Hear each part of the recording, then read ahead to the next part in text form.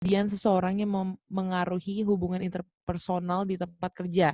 Itu misalnya seperti harus teliti, kreatif, ada jiwa kepemimpinan untuk nge-lead yang lain. Misalnya kalau saya di music ya, eee, saya harus bisa me-lead pemain untuk memainkan karya saya, gitu. Misalnya, saya kan composing tadi kan hard skill saya composing, jadi saya harus lead mereka nih, mmm, biar mereka bisa memainkan karya saya dengan baik dan juga komunikatif komunikatif dengan pemain-pemain yang nantinya memainkan karya saya juga. Kalau misalnya tadi kasusnya yang beda, tadi kita pakai akuntan ya, kalau misalnya akuntan berarti dia harus teliti juga, bisa kerja di bawah tekanan, harus bisa komunikatif juga antar departemen dan lain-lainnya, gitu. Jadi hard skill itu bisa dibilang dengan keahlian. Nah, kalau soft skill itu kita bisa bilang sebagai kepribadian atau karakteristik, ya. Dan di sini kita akan belajar mengenai soft skill ya, kan judulnya soft skill, yang harus dimiliki sebagai seorang pendidik. Oke, next slide. Nah, apa aja soft skill-nya? Itu pertama, mmm, oke, Dion.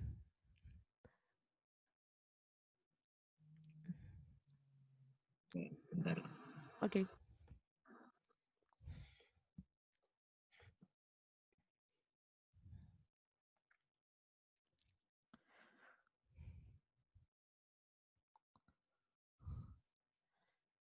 Ya. Oke. Number one is controlling ya, environmental situations. Ini atmosfer yang dirasakan dalam proses belajar mengajar atau kita bisa bilang mengolah situasi lingkungan. Misalnya, karena gini, biasanya kalau dalam mengajar itu bisa terjadi situasi di luar dugaan, ya. Misalnya ada air tumpah. Nah, baru kita sebagai pendidik, kita harus bisa mengolah situasi itu kan.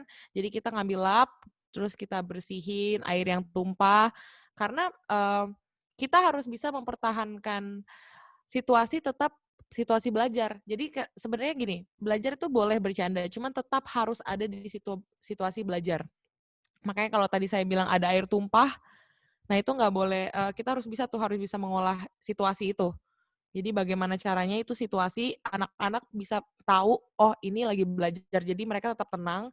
Nah kita yang akhirnya membantu membersihkan itu, misalnya seperti itu untuk yang mengajar anak-anak ya.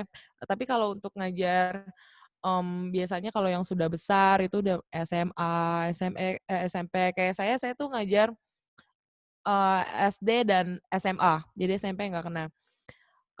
SMA kalau mereka itu situasi yang biasanya yang saya temuin tuh, mmm, misalnya LCD yang, agak-agak gitu, rada-rada dia, susah susah di-play gitu, dan itu kadang, di situasi itu anak-anak tuh mulai berisik berisik berisik, mereka mulai ngelihat ini tuh kayak, gitu, dan kita harus bisa mengolah itu, kayak tetap tetap di situasi belajar, kita ini lagi ada di dalam kelas, jadi, harus tenang. Karena ada guru di depan, begitu. Next-nya, Dion. Oke, second, cultivating emotions. Pengendalian emosi dan cara memanfaatkan emosi yang dirasakan untuk proses belajar.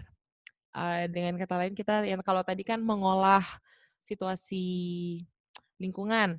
Nah, sekarang itu mengolah emosi.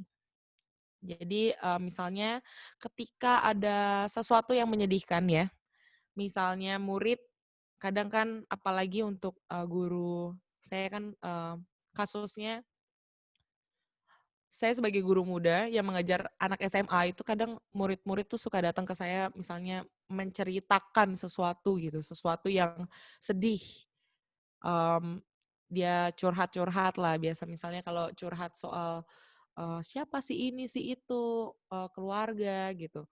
Dan di situ kita, saat kita mendengarkan cerita itu, maksudnya kita tidak boleh terlalu larut dalam kesedihan itu, tapi berusaha bisa menguatkan si anak ini.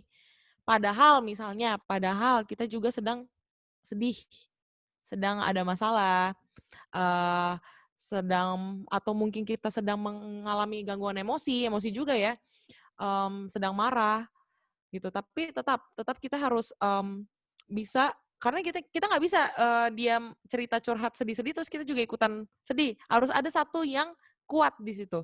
Jadi kita harus menguatkan anak itu. Kita harus di posisi, eee, jatuhnya, bukan netral ya, tapi terlihat netral, tapi sebenarnya kita menguatkan anak itu. Atau misalnya, mmm, di sini juga cultivating emotions tuh seperti misalnya, kita sedang marah terhadap anak ya, kadang kan ada anak yang, bandel ya, bandel, nggak bisa dibilangin gitu, udah dikasih tahu A, B, C, dia tetap nggak mau dengar. Kita, nggak bisa marah dalam bentuk cacian ya, makian tuh nggak bisa. Karena kita seorang pendidik.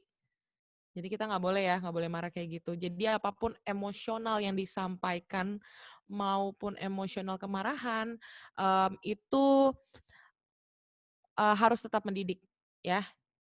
Lalu, kalau kita, sedang mengalami kesedihan kita tuh nggak boleh terlihat sama anak, ya, nggak boleh nampak gitu, nggak boleh kelihatan. Karena bukan saatnya, kita menyampaikan kesedihan itu di kelas, ini kalau di kelas ya. Jadi, kita bisa jadi tempat curhat murid-murid, tapi kita nggak boleh tuh, karena kita pendidik, gitu. Jadi, dampaknya kalau misalnya kita melakukan itu, murid bisa melihat kita tuh kayak temannya. Karena kita kan harusnya lebih tua dan kita pendidik kan, kita nggak sebaya sama mereka. Tapi kalau misalnya kita, gagal di sini ya, jadi mereka tuh akan melihat, "Oh nih kayak temen nih," gitu. Jadi nggak ada bedanya kita dengan temannya mereka, gitu. Next-nya Dion.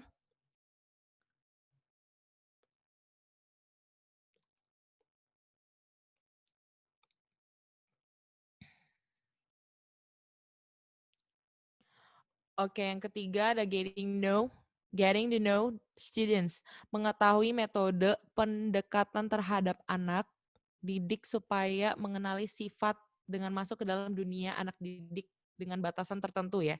Jadi metode ini adalah pendekatan terhadap anak masuk ke dunia dia, tapi dengan batasan tertentu. Intinya mengenal anak didik. Jadi kita bisa yang tadi kan kayak tadi kita bisa menjadi tempat, curhat murid-murid kita. Karena, kalau di sekolah kita sebagai guru itu kan kita adalah orang tua di sekolah, atau sebagai kakaknya di sekolah. Misalnya ada anak nakal, kita nggak bisa langsung judge dia, "Oh dia anak nakal," gitu, nggak bisa. Kita harus bisa masuk ke dunianya gitu. Kira-kira apa yang bisa menyebabkan dia tuh jadi memberontak. Kasusnya saya pernah kasih tugas kemarin, apalagi lagi corona ini tuh anak-anak mulai mulai suka misalnya dia nggak masuk kelas tuh, atau enggak gini, dia masuk kelas tapi dia matiin kameranya ternyata dia tidur gitu. Itu buat saya menjengkelkan ya. Jadi maksudnya saya udah capek-capek apalagi waktu itu, saya kan music, itu sulit sekali untuk belajar musik melalui Zoom, sangat sulit sekali, mengajari mereka. Jadi kalau misalnya ada satu aja ketinggalan, jadi kan dia nggak dapat materi tuh, jadinya kan repot di saya, nanti pas ujian dia jadi nggak bisa kan. Dan, mmm saya lihat ini anak ini agak nakal memang. Saya kasih tugas ternyata dia update-update di status dia marah-marah. Marah-marah sampai, mengucapkan kata-kata yang nggak pantes gitu. Tapi di-capture sama temennya, diaduin ke saya. Nah, saya di sini, kita sebagai guru kalau menemukan kasus ini ya, kita nggak bisa langsung, marahin gitu, "Oh dia anak nakal, dia harus harus saya masalahin, harus saya panjangin," enggak. Jadi kita harus tahu, jadi kenapa anak ini bisa begini gitu, kenapa sih anak ini kok, dibaikin salah, ditegasin juga salah gitu. Ternyata memang ada dari keluarganya dia, memang dia tuh sangat, tidak diperhatikan gitu sama keluarganya. Bahkan, bajunya dia aja pun size-nya gede, maksudnya sampai sampai ini ya, sampai sekecil itu gitu. Maksudnya, hal kecil aja nggak diperhatikan sama orang tuanya. Saya, tanya-tanya sama guru-guru yang lain gitu, "Sebenarnya anak ini kenapa ya?" Gitu. Dan ternyata, kaos dia aja, maksudnya seragam dia aja, itu size-nya nggak sesuai ukuran dia, sampai orang tuanya juga nggak beliin sesuai ukuran dia, maksudnya orang tuanya nggak peduli, ya udah terserah, pakai pakai aja udah yang ada, udah pakai, gitu. Terus kenapa si anak ini suka nggak datang kelas gitu, saya udah bikin kelas dari jauh-jauh hari, nggak datang. Kenapa? Ternyata orang tuanya nggak beliin dia kuota, nggak masang dia kuota, gitu. Maksudnya kita nggak boleh langsung ngejudge begitu, ternyata ada di balik itu, ada di balik cerita dari si anak, gitu. Nah, di sini kita harus, getting to know the students ya, gitu. Next, creativity ya, memunculkan inovasi dalam proses belajar mengajar, ya, kreativitas. Kita sebagai pendidik itu harus kreatif, mengolah situasi. Kalau misalnya udah membosankan, ya udah kita bisa games dulu sebentar, atau kita cerita tentang masa depan, eee, ya banyak hal tapi harus yang berbau edukatif, karena kita seorang pendidik. Dalam arti, kata begini, contohnya, mmm, apa ya, kreativitas ini, misalnya kalau belajar musik, di musik itu ada yang namanya ilmu, sejarah, history, music history, hafalan gitu. Orang-orang pada lihat itu ilmu hafalan, padahal bukan. Guru-guru zaman sekarang harus melakukan inovasi jadinya. Gimana caranya kita menyampaikan ilmu-ilmu, ini kalau saya ya sebagai guru musik ya, dalam bentuk logika aplikasi, ya. Kan kalau kita bisa bilang namanya inovasi artinya ada produk, ya kan? Produk produk yang baru. Misalnya gini, kita juga bisa menciptakan, sesuatu jadinya, misalnya saya di sekolah, saya suruh mereka, bikin-bikin sesuatu gitu, paper-paper gitu, eee, jadi mereka itu hafalin ini maksudnya music history itu dari mana, dari sini sejarah musik barok dan lain-lain, terus mereka taruh di situ. Jadi mereka bisa hafalin dari situ. Atau misalnya kasusnya biologi, biologi. Saya nggak tahu banyak soal biologi, cuman yang saya tahu biologi itu adalah ilmu hafalan, padahal bukan. Gitu. Harus ilmu-ilmu biologi juga harus bisa dalam bentuk logika aplikasi. Misalnya gini, kalau, dijelaskan itu harus secara rinci. Dia nggak bisa kalau cuma ngafalin, ini adalah ini, enggak. Harus dijelaskan, oh, ini tuh prosesnya begini. Kenapa bisa mendapatkan ini? Karena ada ini. Sama di musik juga gitu. Dari pengalaman saya mengajar music history, kebanyakan, guru itu mengajarkan misalnya musik barok itu dari zaman ke sini, tahun segini sampai ke sini. Ciri-cirinya begini begini begini, selesai.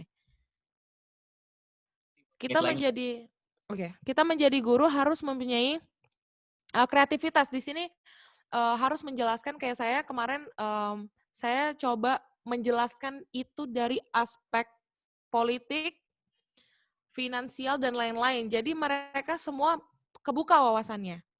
Gitu. Jadi nggak cuman hanya, "Oh iya itu di sini begini begini," gitu. Jadi saat kita belajar, oh ternyata, dari politik mereka pada zaman itu, dari, psikologi mereka pada zaman itu, dari finansial pada zaman zaman itu mempengaruhi jenis musik itu.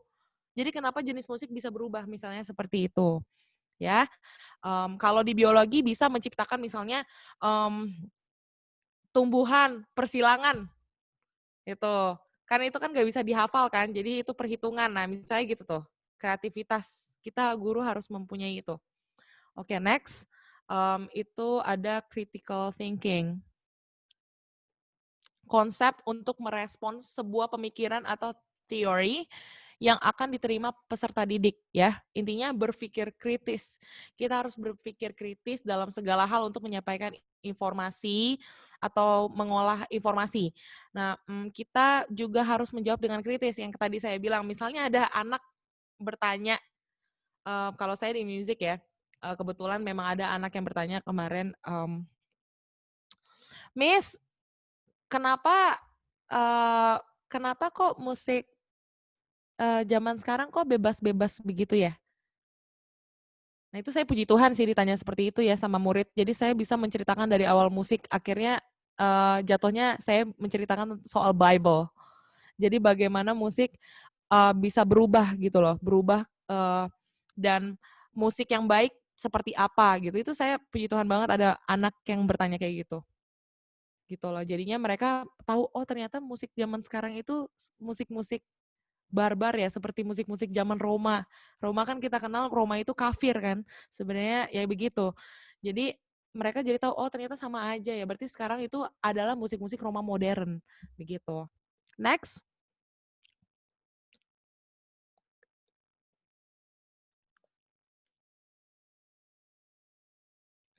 Ability to work under pressure. Kualitas sikap bekerja walaupun di bawah tekanan ya. Ini, kita, harus punya.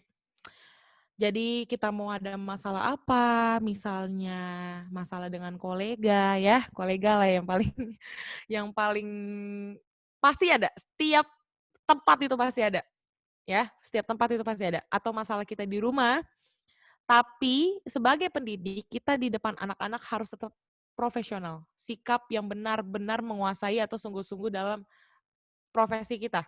Jadi kita guru, jadi kita harus profesional. Intinya mau ada masalah, mau ada apa, kita tetap sebagai pendidik, gitu. Kita harus ngajarin mereka sesuai apa yang pendidik harus, kasih ke murid-murid. Kita nggak boleh tunjukin. Kayak tadi kalau kita lihat-lihat ke atas-atas, kita nggak boleh tuh kasih tahu kayak kita marah nih, kita lagi stres terus kita kita lampiasin ke murid itu nggak boleh, ya. Kita harus profesional. Oke, next. Ini terakhir nih, 7, setting point of view. Mengarahkan cara berpikir anak didik, atau bisa kita bilang mengolah sudut pandang. Jadi, gimana ya, pasti kan ada anak yang begini, misalnya ya, kalau saya, "Miss, ini begini nih," atau enggak dikasih tugas apa, "Aduh nggak suka." Murid bisa loh zaman sekarang ngomong kayak gitu, dulu saya kayaknya aduh kalau ngomong kayak gitu kayak langsung dipukul pakai ini loh penggaris kayu, tapi zaman sekarang tuh murid berani kayak gitu. Kayak, "Aduh saya nggak suka kayak gitu." Gitu. Mau negeri ataupun swasta sama. Sama, murid sekarang begitu. Itu, mungkin dari efek dari, apa yang dia, dapat di rumah ya, dari orang tua. Nah, kita harus mengubah sudut pandang mereka di mana, kita nggak boleh terlalu melihat, menilai menilai seorang tuh dari luar. Jadi misalnya, membuat mereka tetap nyaman, ya. Kita bantu mereka untuk berpikir positif terhadap sudut pandang tertentu, objek tertentu, orang tertentu. Kalau orang misalnya, mmm kesulitan materi ya, misalnya dia bilang matematika itu sulit. Saya dulu kayak gitu.